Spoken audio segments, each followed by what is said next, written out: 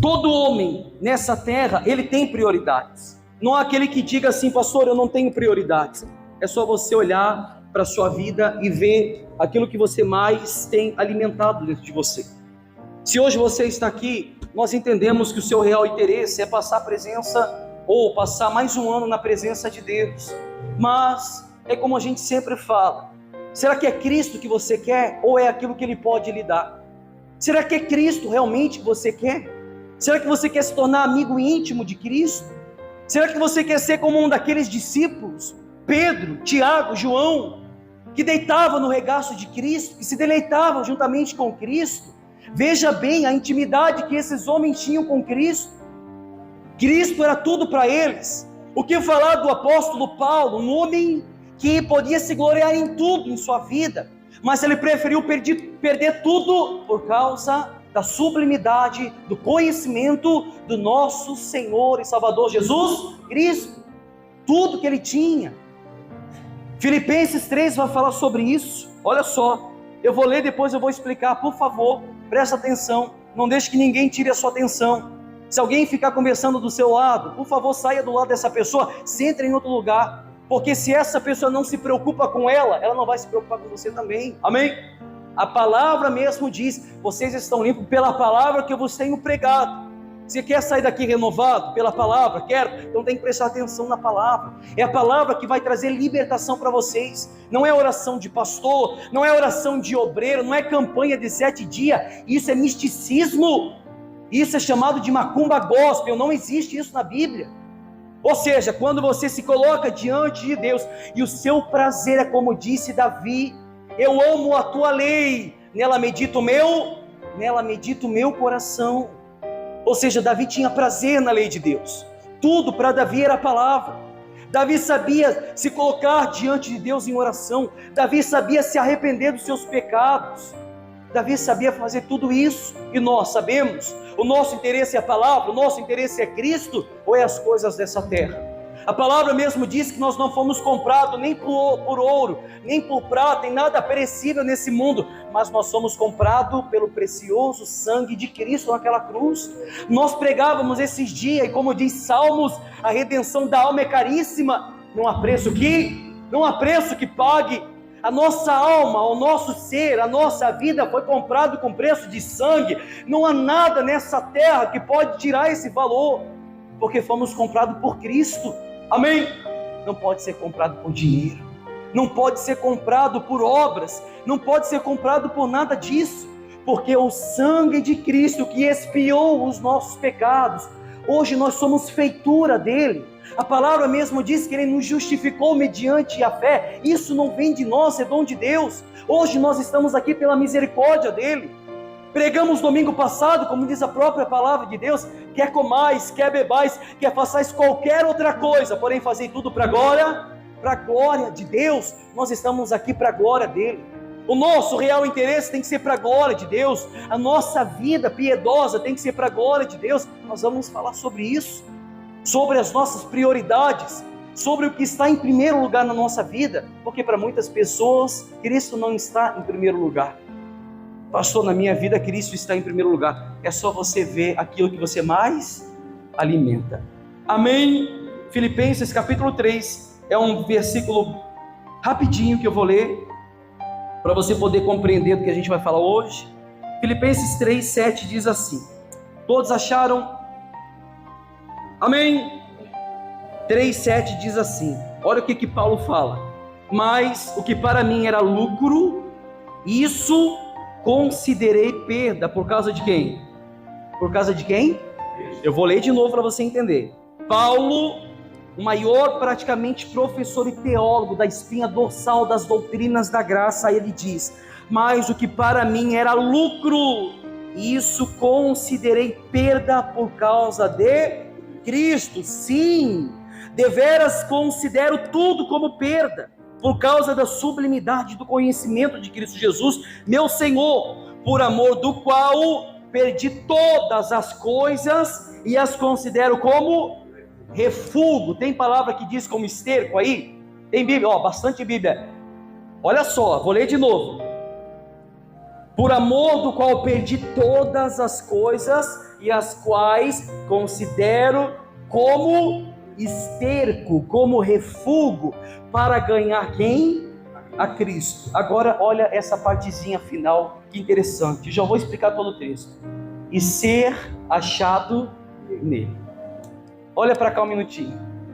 Se você estudar o livro de Filipenses, no primeiro capítulo do livro de Filipenses, Paulo ele começa mostrando a supremacia de Cristo, ao ponto de fazer uma pauta muito importante. Se você ler e estudar Filipenses, você vai ver que no primeiro capítulo 1, versículo 21, Paulo diz: portanto, o viver é Cristo, e o morrer é lucro. Filipenses relata, Paulo, através da sua exegese, da sua explicação bíblica, através da doutrina que foi revelada através do Espírito Santo, Paulo mesmo diz: olha, tudo que eu tinha no passado, eu considero como esterco, como que para nada se aproveita, como refúgio, por causa da sublimidade, do conhecimento do nosso Senhor Jesus Cristo. Se nós observarmos a vida de Paulo antes de sua conversão, nós vamos compreender que Paulo ele era um grande mestre na lei, ele era um grande erudito. Se você observar a palavra, como a gente está lendo Filipenses 3, 7, se você voltar 2 versículos antes, você vai ver que Paulo mostra claramente, ele falando que ele foi circuncidado ao 8º dia, ele diz que ele vem da linhagem de Israel, da tribo de Benjamim, hebreu de hebreus, segundo a lei, foi fariseu, ele era discípulo de Gamaliel. Gamaliel era professor de professor, segundo a lei, era erudito, instruído acerca da palavra da Torá. Paulo veio da linhagem de um dos maiores homens teólogos da lei. Paulo conhecia toda a lei, Paulo conhecia toda a Torá, Paulo conhecia todo o Pentateuco, sobre os 5 livros, Gênesis, Êxodo, Levítico, Números, Deuteronômio. Ele conhecia toda a lei, ele conhecia tudo aquilo que se aplicava na lei. Mas ele fala algo interessante: nós não vamos pautar hoje o conhecimento da lei, não. A prioridade dos judeus hoje, se você for em Israel, você vai ver que eles têm uma prioridade, que é a palavra. Se eu não me engano, até os 11 anos, se eu não me engano, toda criança que nasce em Israel, todas elas têm que, desde criança, decorar o Pentateuco, todas elas. Você pode ver que os judeus sempre saem com a Torá debaixo do braço, sim ou não? Todos, onde eles estão com a Bíblia deles debaixo do braço. Eles conhecem a lei melhor do que qualquer outro, mas a palavra mesmo fala que o fim da lei é Cristo. O fim da lei é Cristo. Talvez você que está pela primeira vez hoje, entenda uma coisa. Coríntios 3,14 diz que o Velho Testamento por Cristo foi abolido. Hoje nós não vivemos mais sobre a observância da lei. A Bíblia diz que nenhuma carne será justificada mediante as obras da lei. Hoje nós não recebemos justificação pela lei. Hoje nós somos justificados por intermédio de Cristo Jesus. Toda a lei voltava para Cristo, toda a Torá voltava para Cristo, toda a cerimônia, tanto de expiação, de bodes, sangue de bodes e de touro, que era derramado sobre o altar, voltava para o real e eterno sacrifício de Cristo na cruz. O que Cristo fez, como está escrito na palavra em Hebreus capítulo 3, se não me engano, que o sangue de Cristo foi eficaz, foi sublime, o sangue de Cristo foi único. Bastou Cristo morrer uma única vez pelos nossos pecados. E toda essa revelação, Paulo ele tem através do Espírito Santo. Ele mesmo diz que a revelação ele recebe através de Cristo Jesus. Paulo conhecia toda a lei, ou seja, a religiosidade ela ama isso. Você pode ver que as igrejas contemporâneas, as igrejas tradicionais de hoje em dia, vamos lá, é o que a gente sempre fala, eles dizem que se você não dizimar você vai para o inferno, sim ou não? Eles fazem campanha de 7 dias, eles colocam a arca da aliança em cima do altar. O que a palavra fala em Jeremias 3,16?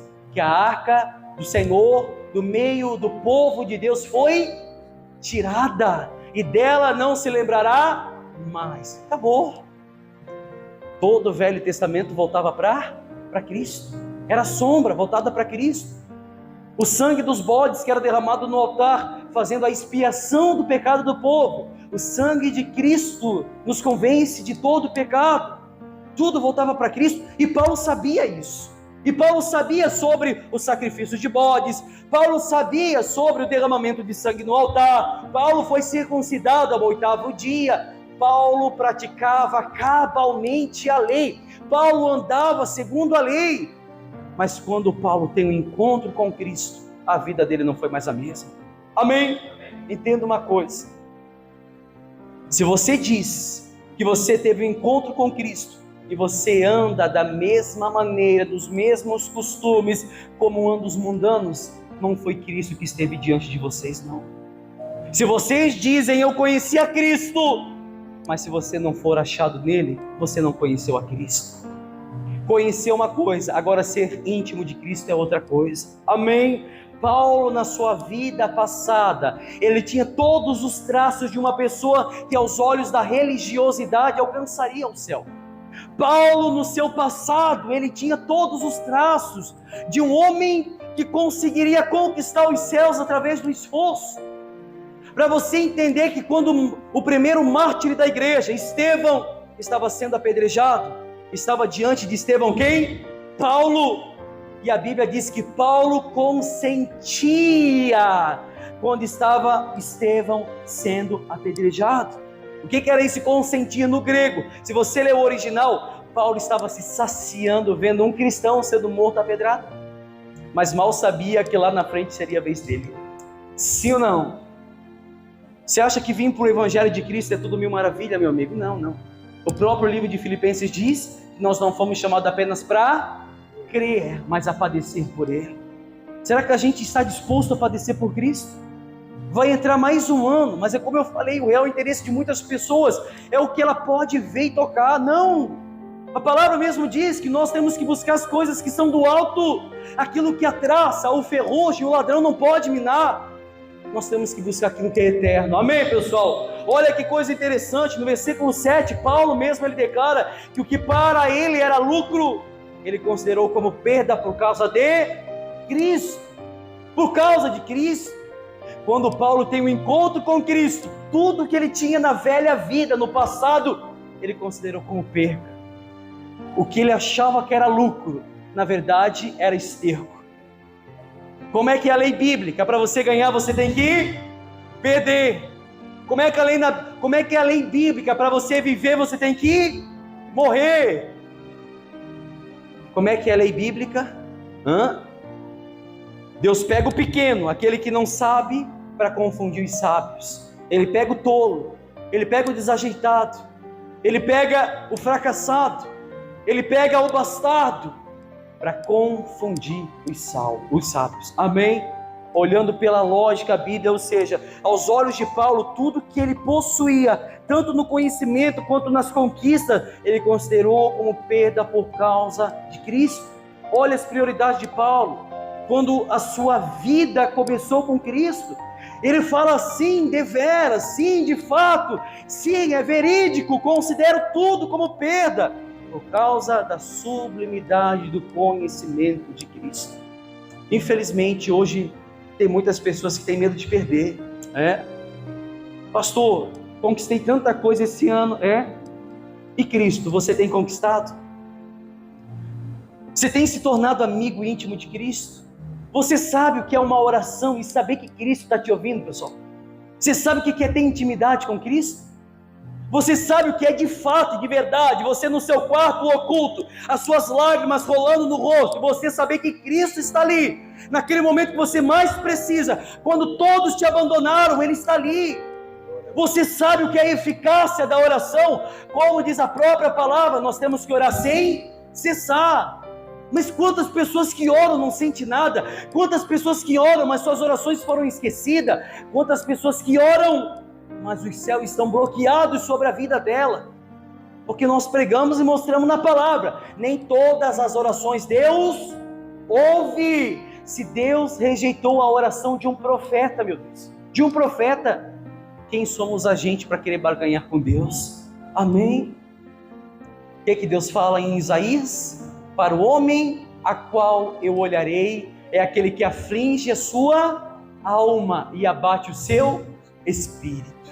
Oração de conversão, oração sincera, é uma oração que eu reconheço as minhas falhas, que eu reconheço os meus erros, que eu reconheço as minhas fraquezas, que eu reconheça onde eu estou deixando a desejar. Sim, nós temos que ter, como disse Paulo, sim, deveras, eu considero tudo perca. Na nossa oração nós temos que revelar a Cristo, e mostrar para Cristo, e mostrar para Ele: que darei eu a Ti, ó Senhor, por todos os benefícios que tens me dado, se tudo o que eu tenho vem de Ti. Davi mesmo falava em Crônicas: não adianta a gente conquistar ouro, conquistar prata, conquistar tudo dessa terra, se tudo que nós temos está vindo de Ti, ó Deus.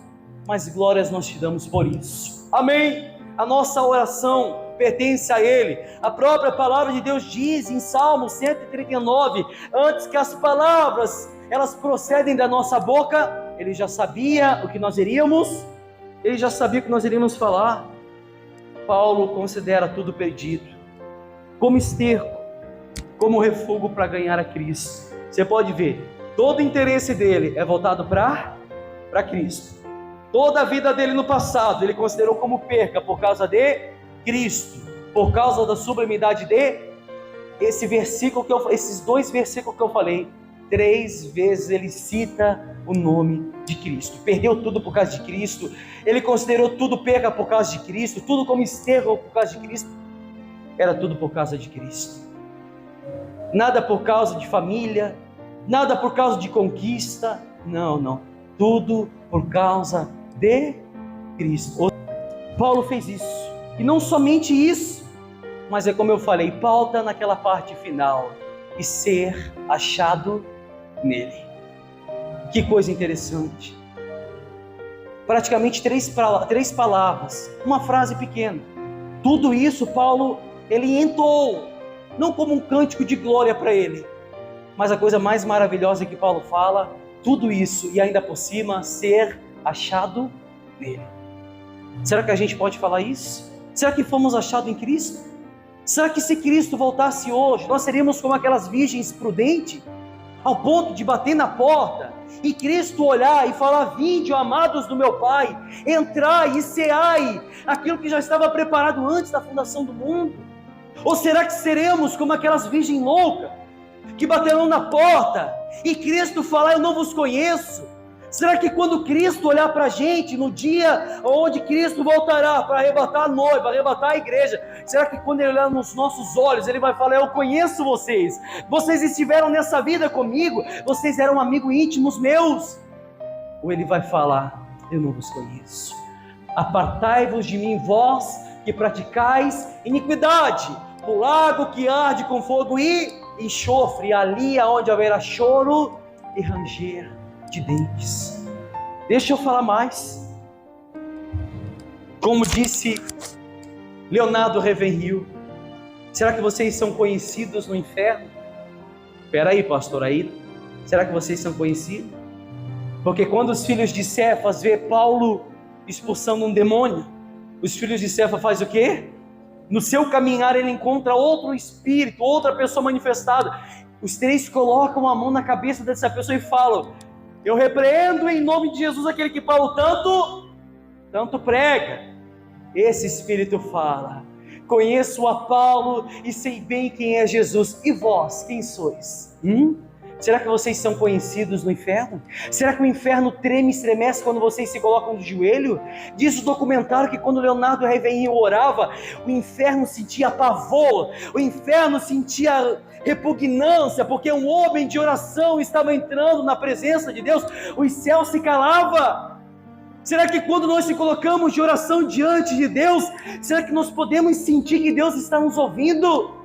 Ou é aquela oração cansativa, aquela oração rala, aquela oração rotineira? Vou orar antes de dormir, isso todo mundo faz. Agora, ter intimidade com Deus é muito fácil. Terminou o dia, tomei o meu banho, vou colocar de joelho diante de Deus para agradecer o dia. Mas você falou para Ele: Senhor, eu posso perder tudo, mas não tira a sublimidade do conhecimento da Tua palavra, não me tira o Teu Espírito, não me tira o Senhor da minha vida, porque se eu perder o Senhor, eu perdi tudo. Ou seja, não é somente isso, mas é ser achado nele. Amém? A prioridade de Paulo em tudo, na sua vida, era somente Cristo. E é um dos pontos da reforma protestante, solus Christus, somente Cristo, somente Ele, mais nada, Ele é o suficiente. Ou seja, Paulo fala, mesmo que viesse um anjo do céu e pregasse um outro evangelho, fora esse que eu tenho anunciado, considere-o anátema, amaldiçoado. Ou seja, Paulo pregava somente a Cristo, era o suficiente. Como as igrejas inverteram seus valores. Meu amigo, se você acompanha as nossas pregações nas redes sociais, você vai ver que a gente pauta muito sobre isso, sobre as igrejas mundanas, as sinagogas de Satanás. Que igrejas são essas, pastores? São aquelas que fazem tudo para atrair as pessoas, mas não fazem as pessoas reconhecerem os seus pecados. Fazem tudo para atrair o interesseiro para dentro da igreja, mas não revelam a sua alma caída, não revelam o seu espírito, não revelam o seu estágio de espírito caído. Não, eles querem atrair igrejas mundanas, inchadas, mas não tem Cristo lá. É ou não é? Eu falo quase todo culto isso. Se Cristo saísse de muitas igrejas, tudo vai continuar da mesma forma e da mesma maneira, porque Cristo não habita mais lá.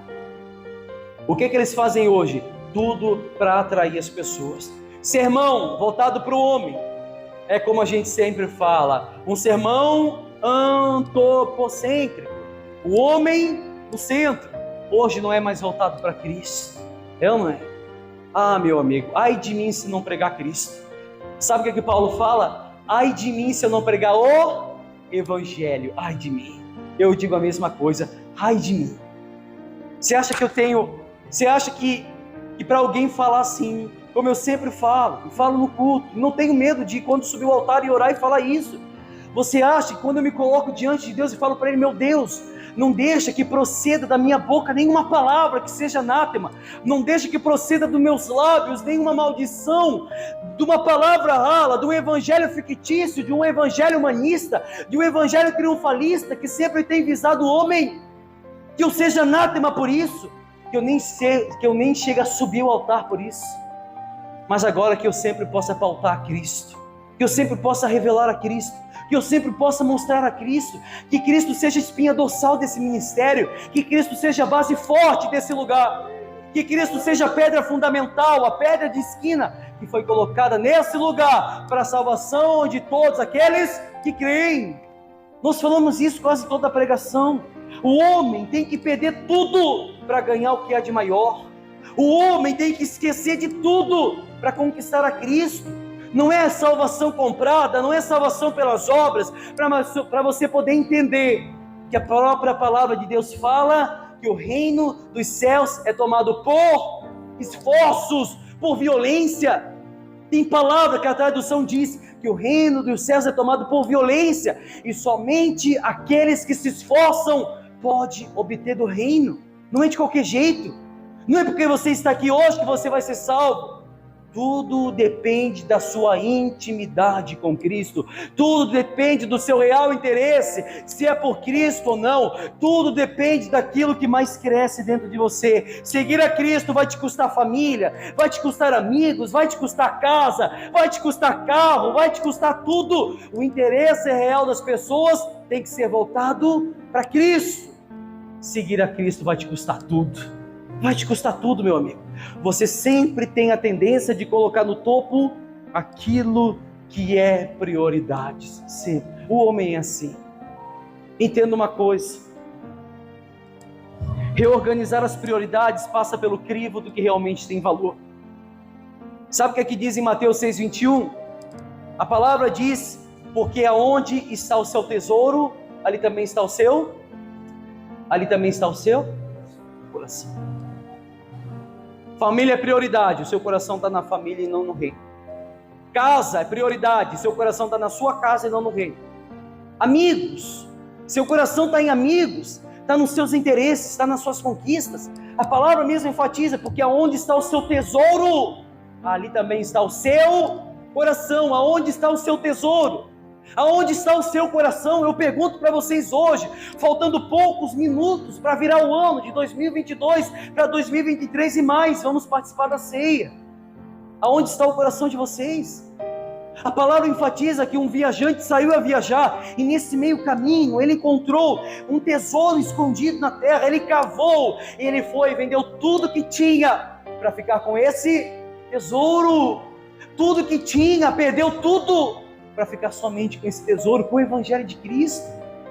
Se você for interpretar essa passagem, você vai ver uma pessoa que encontrou o Evangelho de Cristo. E como Paulo mesmo disse, como eu estou enfatizando para vocês, aquele que encontrou o Evangelho, encontrou tudo. E você pode rejeitar tudo da sua vida passada. E você tem tudo que você precisa, que é Cristo na sua vida. Amém, pessoal? Olha que coisa interessante. Ou seja, vamos passar mais um ano. Você talvez é uma pessoa que participa dos cultos, entoa cânticos espirituais, entoa louvores a Deus, e porém os seus valores podem ser outros. Talvez você está aqui, orou, primeira oração, cantou os cânticos, entoou louvores a Deus, mas talvez o seu real interesse é outro. Talvez você não vê a hora de ir para casa, talvez você não vê a hora de chegar amanhã para estar com família. Não, pessoal, busque a Deus. Quanto mais de Deus você pode buscar, mais do poder dele se aperfeiçoa na sua fraqueza. Coloque a sua vida hoje, coloca numa balança, como diz a própria palavra de Deus, o que é a sua vida, homem, a não ser um vapor, uma neblina que logo aparece e depois some. A palavra mesmo fala em Tiago, muitos dizem, amanhã nós vamos à cidade, venderemos. A palavra mesmo fala o que é a sua vida, homem. Você não sabe o que pode proceder na sua vida quando você sair dessa igreja para fora. Você não sabe. Você não sabe o que pode acontecer com você. Você não sabe, minutos daqui à frente, o que pode acontecer com a sua vida. Você não sabe. A Bíblia diz que a nossa vida, a palavra mesmo diz que a nossa vida é como um vapor, é como uma neblina. Ela está aqui nesse momento, mas daqui a pouco ela não está mais. Não está mais. Amém? Ou seja, quais são as nossas prioridades? Eu digo uma coisa para vocês: se a prioridade de vocês é Cristo, não vai lhe faltar nada, e nem a morte pode te separar dele. A morte faz um favor de nos aproximar dele e podemos contemplar ele como ele é. A palavra mesmo diz que no último dia veremos ele como ele é, subiremos com o corpo glorificado. Olha a supremacia de Cristo na vida dos eleitos. Olha o real interesse dos eleitos. Paulo mesmo fala aos Filipenses, nós pregamos isso esses dias. Eu me glorio muito, porque vocês não são só cristãos na minha presença, muito mais na minha ausência. Paulo falava aos Filipos, pessoal, vocês estão de parabéns, porque vocês não são só cristãos dentro da igreja, vocês são muito mais quando eu não estou na presença de vocês, vocês são muito mais no quarto oculto de vocês, vocês são muito mais na roda de amigos quando vocês estão. As palavras que procedem da boca de vocês é Cristo. Vocês querem conhecer a Cristo e mais, torná-lo conhecido. Amém?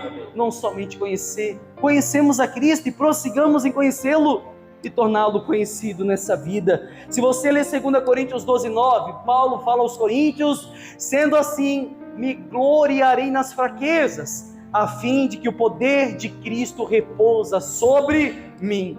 Por esse motivo, por amor de Cristo, posso ser feliz nas fraquezas. Olha a audácia de Paulo, fala isso, nas fraquezas, nas ofensas, nas necessidades, nas perseguições, nas angústias. Portanto, quando estou fraco, aí que sou forte.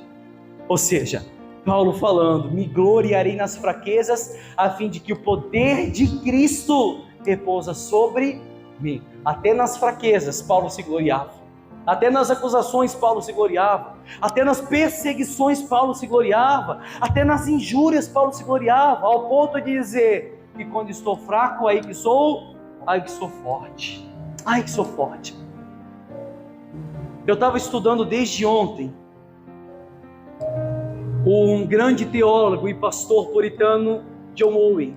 Alguém já ouviu falar dele? John Owen, um grande teólogo, pregador puritano.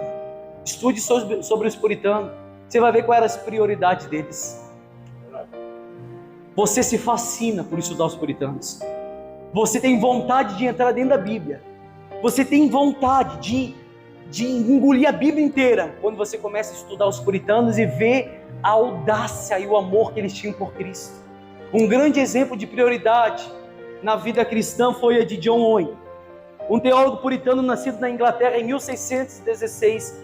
Quem se tornou, ou ele mesmo, Owen, se tornou um dos maiores teólogos, se não o maior teólogo puritano, expositor da fé cristã. Um dos maiores, ou se não o maior. Foi um dos principais puritanos. A sua caminhada de fé foi conhecida pela intimidade que ele tinha com Cristo. Se você perguntar para um puritano da época quem era John Owen, eles vão dizer que John Owen era um grande amigo íntimo de Cristo, um grande pregador amigo de Cristo.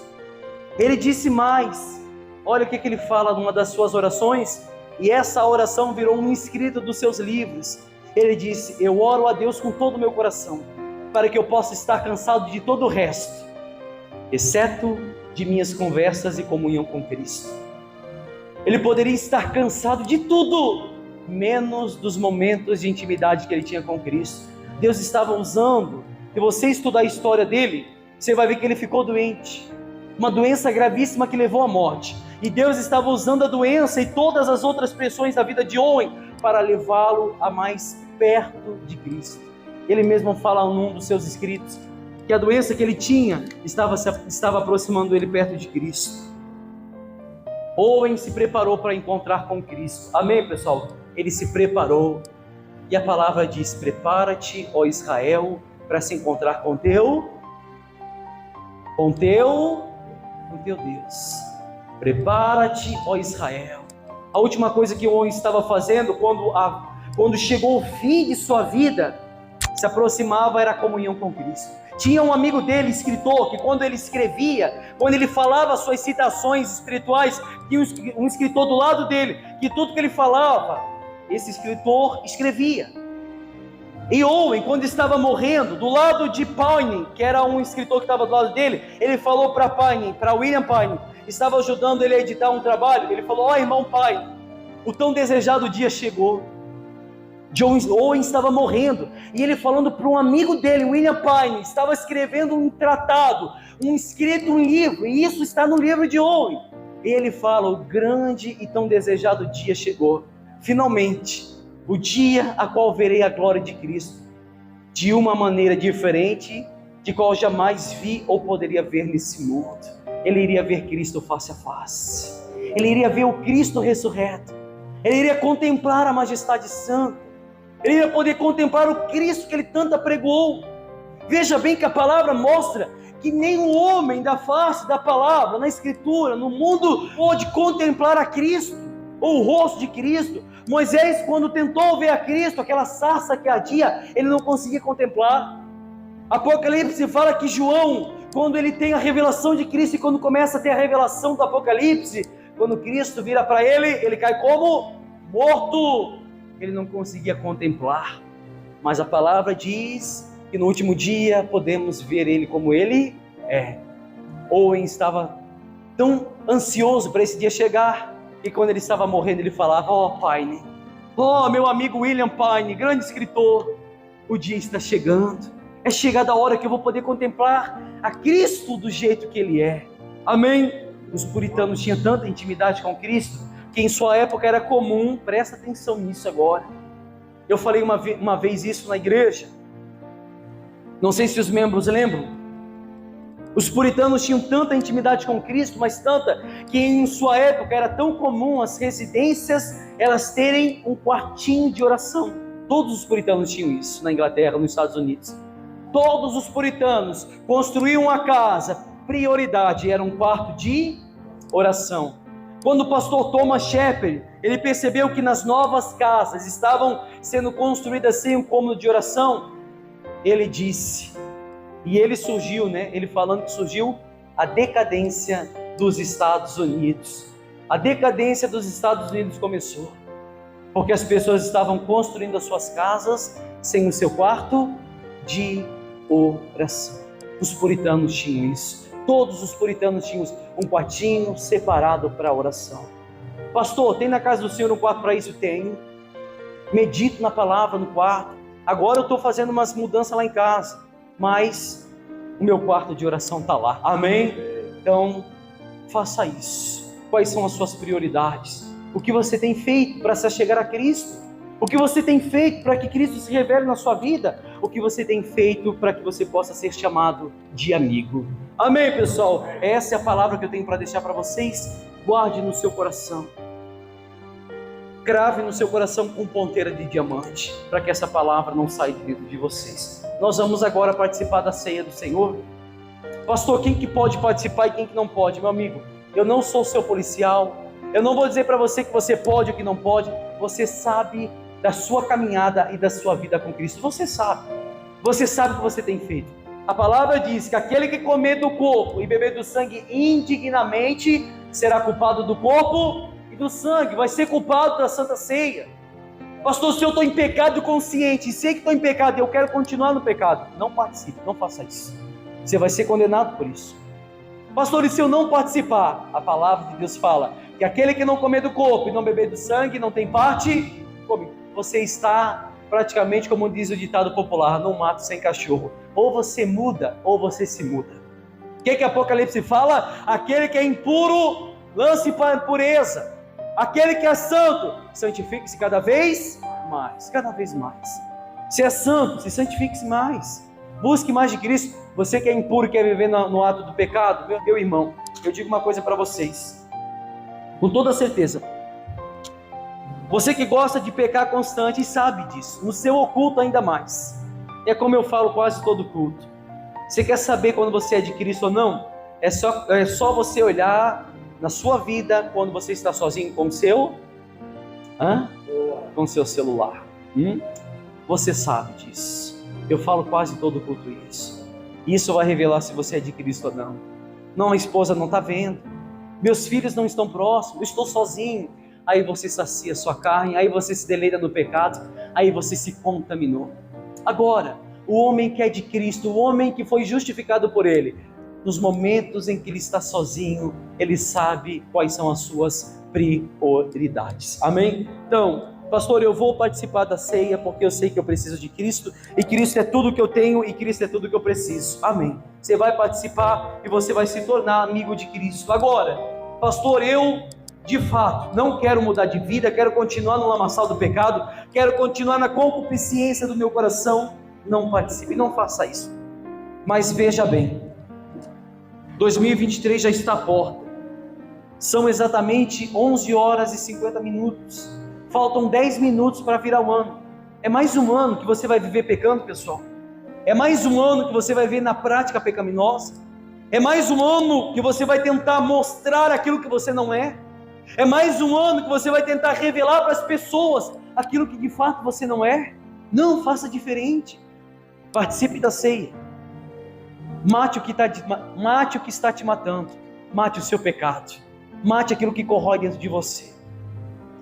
John Owen também fala: encontre o seu pecado antes que ele te mate. Amém? Amém. Vamos ficar de pé, por gentileza. Faltando praticamente 5 minutos para virar o ano, nós vamos participar da ceia. Porque você vai entrar 2023 ceando. Amém? Você vai terminar o ano ceando e você vai começar o ano ceando, em nome de Jesus. Nós vamos fazer uma oração agora, e nessa oração você vai fazer uma autoanálise. Você vai olhar para dentro de você. Paulo mesmo fala, prova vocês mesmos, prova vocês mesmos se vocês estão na fé ou não. E Paulo ainda fala, se é que vocês já não estão reprovados. Vocês vão olhar para dentro de vocês. Vocês vão fazer uma autoanálise da alma de vocês, e vocês vão olhar o que é prioridade na vida de vocês. Pastor, minha prioridade é Cristo. Então você vai agradecer a Ele pela oportunidade de poder estar aqui. Você vai bendizer o seu nome. E você, pastor, eu que vivo na prática do pecado, você vai reconhecer o seu erro, você vai reconhecer a sua falha e você vai pedir perdão a Ele, para que você possa entrar diante da presença dEle e poder participar da ceia do Senhor. Amém? Feche os seus olhos em nome de Jesus. Feche os seus olhos em nome de Jesus. Ó Deus, Graças nós te damos, meu Pai, porque o Senhor sempre nos ouve. Aqui estão essas pessoas que daqui a pouco, restando 5 minutos, meu Deus, para meia-noite, ao virar mais um ano, ó meu Pai, por gentileza, obreiras, apaguem as luzes, as pessoas vão passar para pegar a ceia com as luzes apagadas também. Feche os seus olhos. Você vai ter alguns minutos para olhar para dentro de você nesse momento. E nesse momento você vai fazer uma autoanálise. O que tem sido a sua vida. Você vai olhar para dentro de você e você vai, nesse momento, provar a sua fé. Você vai ver se realmente você está na fé ou não. Você vai olhar para dentro de você e vai dizer: meu Deus, que caminho que eu tenho trilhado, meu Pai. São caminhos sujos. Eu tenho andado tão distante do Senhor. Eu tenho me afastado tanto de Ti. Meu Deus, tem tantas pessoas que estiveram aqui nessa noite que estavam tão frias, meu Pai. Tão frias, que vão sair daqui da mesma maneira, meu Deus. Não sentiram nada, porque entraram cheios de pecado. E se continuarem assim, vão sair daqui da mesma forma que têm entrado, meu Pai. Mas aqueles que entraram aqui com a mente aberta para a Tua palavra, ouviram a palavra, meu Deus, entenderam que tem que ter uma prioridade. E se a nossa prioridade não é Cristo, nós falhamos em tudo, meu Pai. Se a nossa prioridade não for Cristo, nós perdemos tudo. Ó, meu Pai, não afaste da gente do Espírito Santo. Não deixe, meu Deus, que venhamos padecer, meu Pai, sem Te conhecer. Não deixe, meu Deus, que venhamos a ir, meu Pai, ao luto, sem poder contemplar a Tua face. Não, meu Deus, nós queremos Te conhecer de fato e de verdade. Nós queremos poder Te contemplar. Ó, meu Pai, John Owen, um puritano, um teólogo, meu Deus, inglês, que tudo na vida dele era Cristo. Ele caminhava, respirava Cristo. Meu Deus, Jonathan Edwards, meu Pai, quando pregou o sermão de pecadores nas mãos de um Deus irado, meu Pai, ele teve 3 dias e 3 noites se santificando, orando, meu Deus, tendo intimidade contigo, até o ponto, meu Deus, que houve um grande avivamento na velha Inglaterra. Meu Pai, o que dizer de Leonardo Ravenhill, que ia dormir às 9 horas da noite e acordava 2 horas da manhã para orar até o amanhecer. Meu Deus, o que falar de John Wesley, que acordava às 4 da manhã, meu Deus, e falava assim: eu não aceito que os pássaros louvem a Deus primeiro que eu. Ele acordava às 4 da manhã para falar contigo, e ele não aceitava que os pássaros, meu Deus, cantavam, adoravam o Senhor primeiro que ele fazia isso. Meu Deus, e isso tem sido esquecido no meio do teu povo. Aonde estão os Elias de Deus? Aonde estão os homens de oração e as mulheres de oração? Em nome de Jesus, aonde estão? Em nome de Jesus. Meu Deus, nesse momento, meu Pai, muitas pessoas vão participar da ceia. Faltam 5 minutos para meia-noite, 5 minutos. O ano de 2023 está se achegando. Mas será que vai ser o mesmo ano de 2022, meu Pai? Que caminhamos no pecado, que deixamos a desejar, que o Senhor esteve tão longe, meu Pai, mas tão longe dessas pessoas, que elas não perceberam, mas que hoje pode ser diferente, em nome de Jesus, em nome de Jesus. Abençoa, meu Deus, essa ceia, abençoa o sangue e o corpo, meu Pai, abençoa o suco e o pão, assim como já foi abençoado pelos obreiros e o auxiliar, mas nós abençoaremos. Estenda suas mãos em direção aos elementos consagrados. Nós abençoamos nesse momento essa ceia. Não é mais apenas um suco, mas é o teu sangue. Não é apenas um pão, mas é o teu corpo, meu Pai. E no momento que essa pessoa participar da ceia e comer do corpo e beber do sangue, que ela não seja mais a mesma, que o teu Espírito Santo se aposse dela, meu Pai. E mais, como nós falamos hoje, que ela possa ser achada em Ti, em nome do Senhor Jesus. Amém. Por gentileza, faça uma fila no lado da parede. A hora que todos estiverem na parede, nós vamos começar a passar para participar da ceia. Depois nós iremos adorá-lo em oração, em adoração, participando da ceia, virando mais um ano na presença dEle, em em nome do Senhor Jesus. Pode começar a passar em nome de Jesus, pegando os dois elementos. Você volta para o seu lugar, com toda a fé que há no seu coração, fecha os seus olhos e você vai cantar com toda a fé esse cântico, em nome de Jesus. Feche os seus olhos, cante para Ele. Um manjar que nos convida, e agora nos convida a cear. e agora nos convida a cear Com celestial maná, o celestial, que de graça Deus te dá. que de graça Deus te dá. Vem faminto tua alma saciar. Vem cear, o Mestre chama. Vem cear, mestre chama, vem cear. Mesmo hoje tu te podes saciar. Mesmo hoje tu te podes saciar. Poucos pães multiplicou, Mas multiplicou, água em vinho transformou.